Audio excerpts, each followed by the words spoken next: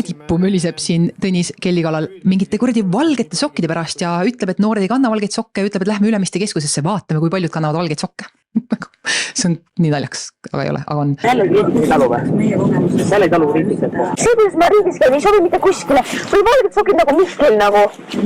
Come on, vaata tänavale kõik on valged sokid, aga sobi valged sokid jalga panna või?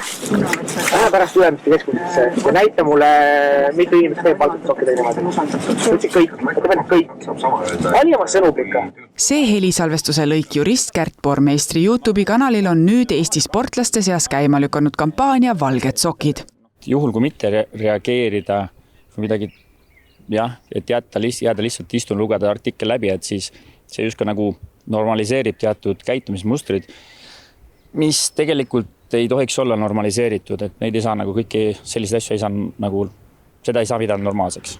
Valge soki kampaania on inspireeritud valge kaardipäevast. Seda tähistab Eesti Olümpiakomitee iga aasta 6. aprillil ning selle raames näitab Eesti spordirahvas erinevatele ühiskonna probleemidele valget kaarti. Ära plutsi sõnu ja ära arva, et sa oled maailma naba, et kõik käivad ja kõik teevad. Ei tee. Mõned üksikud. Lause jääb mulle meelde, valged sokkide teema. Ma näitan, et ma olen kuskil poes. See mahusi kuskil. Ma ei tea, ma küll klassi valged sokkidega. Ma ka praegu valged sokkid jalas. Ühes küljest on nagu nende persoonides kinni, selles ühes loos kinni ja väga kitsalt nagu sportlastes kinni.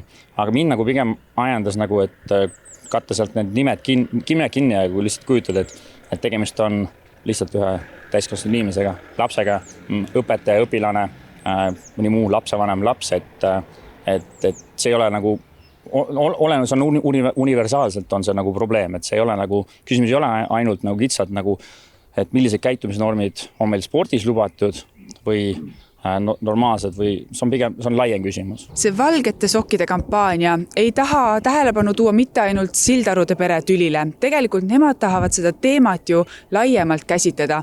Ja kui nii võib öelda, siis lõppkokkuvõttes ongi Sildarude pere tüli ju midagi head ka endaga kaasa toonud, sellepärast et nüüd vähemalt ühiskonnas sel teemal räägitakse. Ma arvan, et selles mõttes võib-olla see on praegu rohkem pildis Tõnis ja Kelly tõttu see teema ja see vägivalla vastu võitlemine spordis, aga ma arvan, et tegelikult see on oluline alati. Et ma ise tulen spordist, kus kurlingus on selline ühtehoidmine ja üksteisest lugupidamine hästi oluline.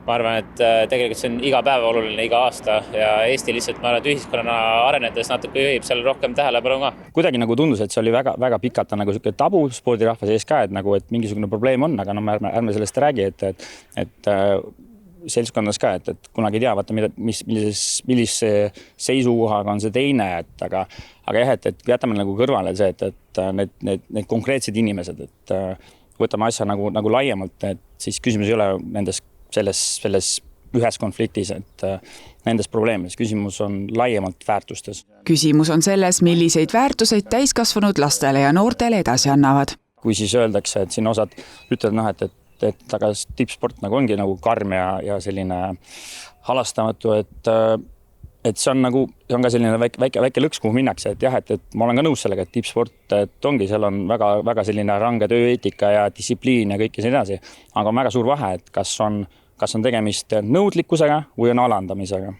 Et üheski eluvaldkonnas ei ole nagu okei teisi alandada. Sildarudest endist meil täna kedagi kommentaariks kaamera ette saada ei õnnestunud. Henri Sildaru on aga kogu selle sokkide kampaania tuules teinud enda Facebooki seinale postituse, millest nii mõnigi sahistab, et see pole Henri enda kirjutatud. Võiks öelda, et meedias kõik kirjutavad massiliselt meie endist peret puudutavatel teemadel, aga tegelikult see päris nii ei ole. Ikka ja jälle vaatavad arvamuslugude ja kommentaaride tagant vastu ühed ja samad näod ja inimesed. Suusaliit, EATSE, konkreetsed ajakirjanikud, mõned arvamusliidrid ja nii edasi. Vahel jääb tunne, nagu oleks tegemist tellimustööga, mille sisuks on kellegi pahatahtlik halustamine. Valgete sokkide kandmise ja postitamisega soovitaks igatahes näidata tolerantsust, hoolivust, positiivsust ja enda väärtushinnangut. Seda on kindlasti, et inimesed jagunevad võib-olla erinevatele pooltele ja on mõni, kes arvab, et asjad võiks olla nii ja teised, kes arvavad, et võiks olla naa, aga ma arvan, et iga muutus on selles mõttes raske, isegi see muutus toimub õiges suunas ja selles mõttes vägivallal lihtsalt ei ole spordis kohta, vahet pole, kelle poolt see on, et kas see on treener, sportlane või mõni muu inimene, et selles mõttes sportlane ja sport üldse peab olema kaitstud.